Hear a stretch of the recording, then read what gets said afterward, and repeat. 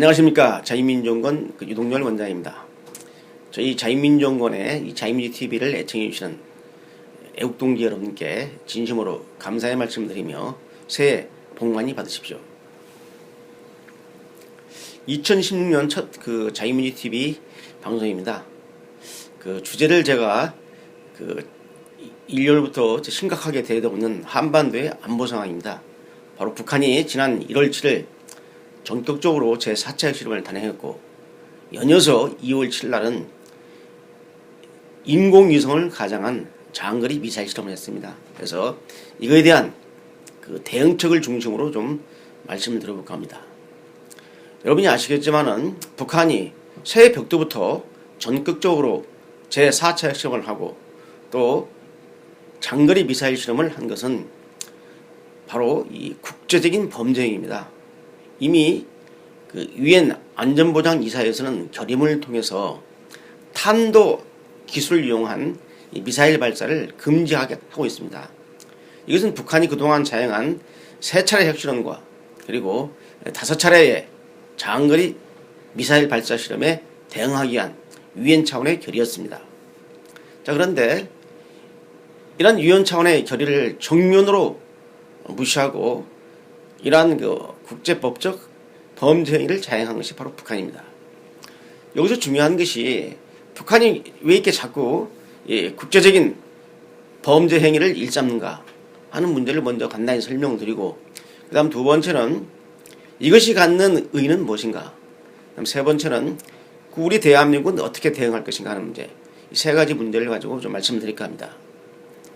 첫 번째, 북한이 반문명적인 핵실험과 장거리 미사일 실험을 연이어 강행한 그 배경은 기본적으로 이 북한 정권의 목표인 전 한반도의 공산화 통일 전략, 바로 이 공산화 전략, 이른바 이 적화 통일을 달성하기 위한 일환입니다.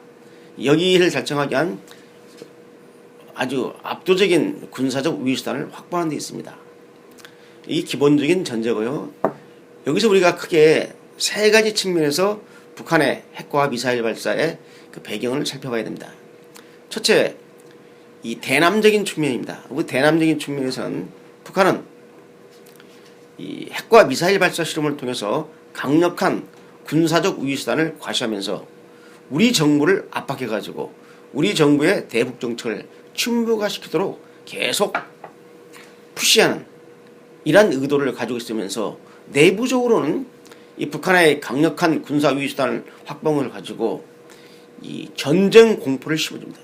그래서 만약 북한이 핵과 장거리 미사일을 보유했는데 만약 그것이 우리 한반도에 날아온다면 큰 재앙이 되기 때문에 우리 내부에 북한을 달래야 된다 라는 분위기, 소위 북한에 대한 유화적인 햇볕 정책을 펼치는 그룹하고, 아니다, 이러한 잘못된 북한의 반문적 행위를 단호하게 응징해야 된다는 이러한 정통 자유민주주의정이 소위 갈등을 일으키는 거죠. 이게 전형적인 남남 갈등을 중복시키다 보면 결국 우리 사회에서 혼란이 심해지고, 이게 바로 북한이 노리는 적화통일의 큰 하나의 계기가 되는 겁니다. 또 하나 여기서 중요한 대남 측면의 북한의 의도를 보게 되면 국내 종북 세력입니다. 국내에서 북한을 추종하는 이 종북 세력들에게 바로 북한은 이렇게 너희들이 추종하는 우리 북한이 이런 막강한 군사력을 가지고 있기 때문에 우리를 믿고 더욱 열심히 남조선에서 투쟁하라 라고 하면서 국내 종북 세력들에게 투쟁을 독려하는 그러한 의미도 내포하고 있습니다. 매우 중요한 변수입니다. 그 다음에 두 번째는 대외적인 배경입니다. 북한이 이러한 핵과 미사일을 연이어 발사한 그 배경에는 바로 국제사회, 비록 나이 어린 김정은이가 통치하는 이 북한이 만만치 않다, 강성 국가로서의 면모를 확인해주면서 이 김정은의 통치력을 과시하면서 그동안 이전의 핵 실험과 미사일 발사 실험에 대해서 유엔 및 국제사회가 이제 북한에 대한 금융제재 등 제재를 하고 있는데, 여기에 거세게 저항하면서 만약에 우리를 압박했다면 한반도에 이 전쟁밖에 날 것 없다, 이 전쟁 위협을 가지고 국제사회를 협박하는 겁니다. 그래서 일부 미국에서 지금 이제 북한을 달래야 된다, 일부 조야에서는 이 북한을 달래자는 분위기도 나오고 있지 않습니까? 따라서 북한을 압박해서만 되는 게 아니라 북한을 달래야 된다는 유화론을 갖다가 국제사회에 편성하고, 그 다음에 이제 그 대내적인 측면을 보셔야 됩니다. 북한이 핵과 미사일을 발사하는 것은 바로 김정은의 통치력을 널리 북한 주민에게 알려서 정권을 공고하려는 데 있습니다. 특히 제7차 당대회가 바로 36년 만에 5월 달에 열리기로 계획되어 있습니다. 이 7차 당대회를 앞두고 자기 할아버지와 아버지도 열지 못했던 36년 동안 개최하지 못했던 북한이 당대회를 1980년 제6차 당대회 이후에 무려 36년 동안 김일성이도 김정일도 당대회를 하지 못했습니다. 그런데 김정은이가 집권 5년 차에 들어서서 자기 할아버지, 아버지도 못했던 당대회를 36만에 개최하면서 이 강성국가의 면모를 과시해서 바로 이 김정은의 통치력을 과시하고 강성국가의 면모를 보여주려는 이러한 의도들이 복합적으로 내재되어 있는 게 바로 핵과 미사일입니다.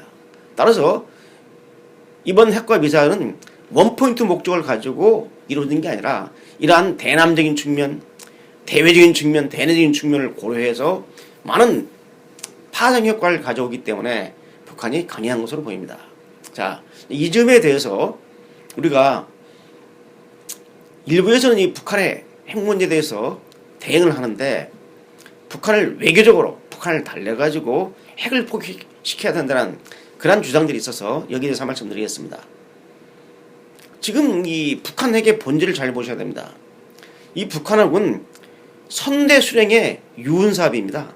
바로 김일성과 김정일의 유은사업입니다. 이게 바로 핵을 개발하는 유은사업인데, 만약 그 김정은이가 핵을 포기하게 되면 선대 수령의 유은을 거부하는 혁명의 배신자가 되고, 바로 이것은 나이 어린 김정은이가 북한에서 아무 저항 없이 북한의 최고 통치가 된 것은 크게 두 가지입니다.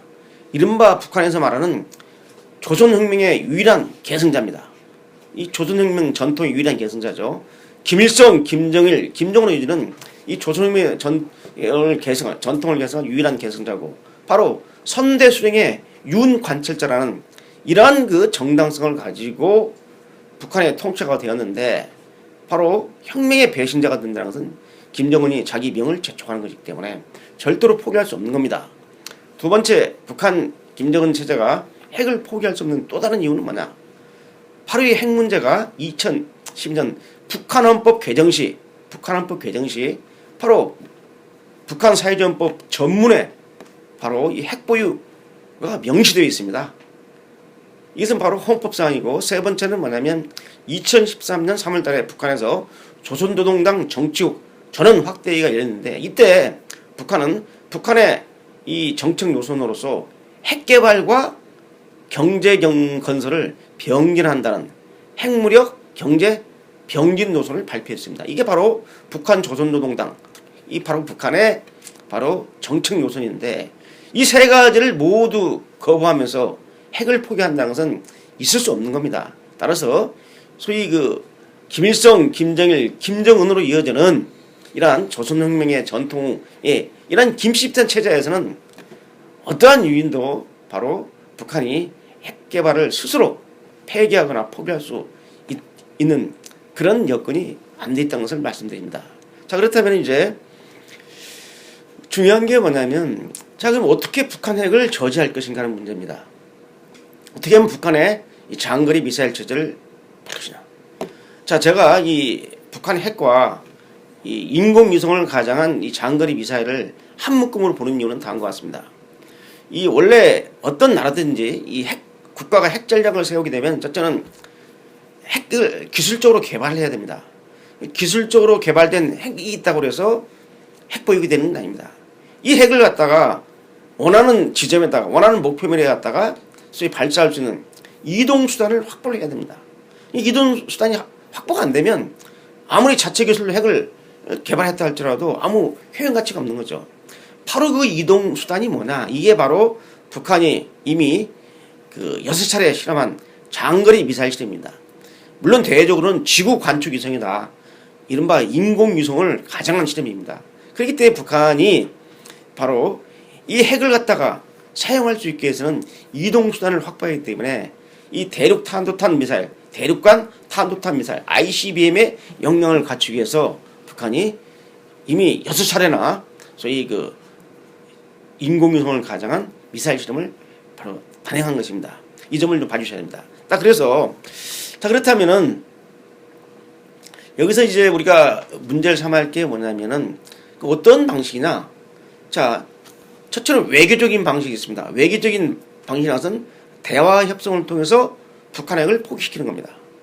그러나 이미 세 차례나 육자회담이라는 또는 그 여러 차례 북한을 외교적으로 압박을 했지만은 북한이 대화 협상으로는 북한 핵을 포기할 수 없습니다. 이게 확인됐습니다.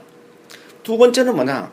자 그렇다면 경제적 제재를 통한 북한 핵 억제가 있는데 이 경제적 제재는 어떻게 되느냐? 유엔과 또는 우리 미국, 일본 또는 서방국이 협상을 해서 국제적 공조 속에서 경제 봉쇄를 하더라도 해상 봉쇄는 할 수 있는데 뒷문이 열려 있습니다.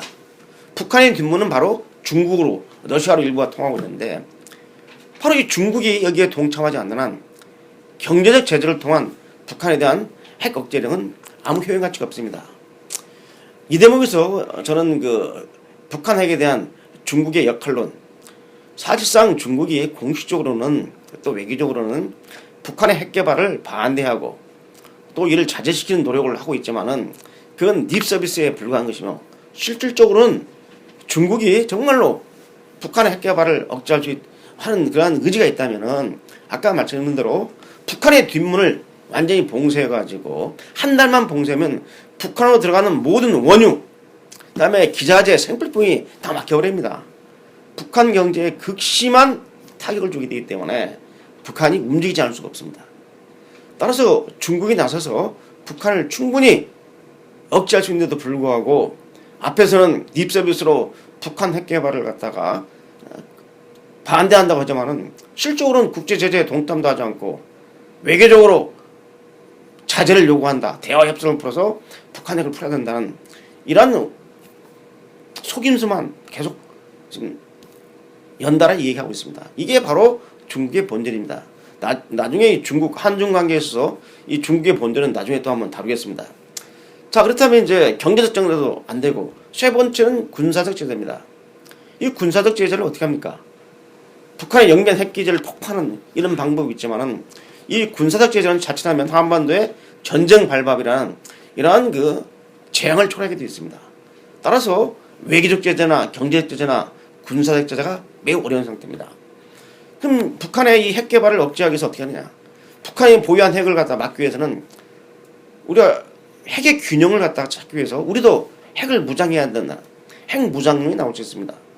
그러나 핵 무장론은 주변국의 반대라든지 여러 면에서 상당한 저항을 일으킬 겁니다. 따라서 현재 상태에서는 이러한 외교적, 경제적, 군사적 핵 무장론이 사실상 매우 어려운 옵션입니다. 그래서 제가 제안한 것은 뭐냐? 바로 핵이나 미사일을 가지고 대응적 국면에서 대책을 찾는 것보다는 그 상위의 개념으로 봐야 됩니다. 핵과 장거리 미사일 위에 누가 있습니까? 바로 북한 김정은 정권이 있습니다. 따라서 이 김정은 정권을 고립화시켜서 제거해버리면 바로 북한의 핵 문제, 장거리 미사일 문제, 북한 주민에 대한 인권유리 문제, 마약 문제 등 각종 만하게 해결됩니다. 따라서 김일성, 김정일, 김정은 위주는 이런 북한의 3대 절대 포갑체제를 이제 붕괴시키는 전략으로 가야 된다. 핵 문제를 가지고 핵을 풀려고는 안 된다는 것을 말씀드리면서 저는 레짐 체인지가 아닌 레짐 컬랩스를 주장합니다. 이 레짐 체인지라는 것은 자유민주주의 국가에서의 정권 교체를 의미하는 겁니다. 북한과 같은 수령 절대주의 포갑체제에서의 이런 정권 교체라는 것은 맞지 않습니다. 정권 붕괴입니다. 레짐 컬랩스 전략을 이제 채택했을 때, 채택한다 우리가 선언했을 때 북한은 여기에 대해서 어떤 식으로든지 반응을 보일 것입니다. 따라서 이제 국제사회에 어떠한 제재라도 북한에 큰 영향을 못 미칠 것입니다. 이것은 이미 북한이 이미 4차례 걸친 핵실험이 그걸 입증해주고 있습니다. 따라서 우리는 이제 종국적으로 결국은 북한 김정은 정권을 고레바시켜서 붕괴시켜버리는 레짐 콜랩스의 정권 붕괴 전략으로 나가야 된다. 이게 가장 실효적이고 또 시간도 적게 들고 비용도 적게 드는 방법이라는 것을 말씀드립니다. 자, 오늘은 여기까지입니다. 감사합니다.